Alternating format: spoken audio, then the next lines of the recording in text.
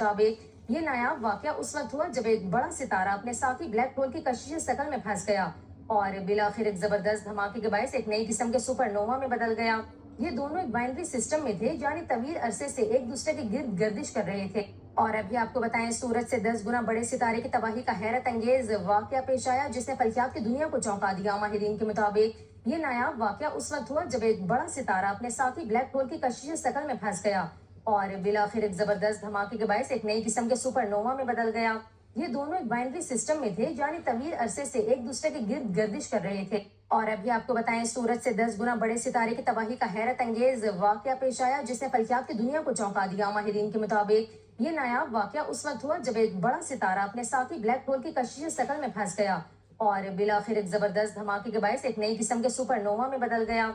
ये दोनों एक बाइनरी सिस्टम में थे, यानी तवील अरसे से एक दूसरे के गिर्द गर्दिश कर रहे थे।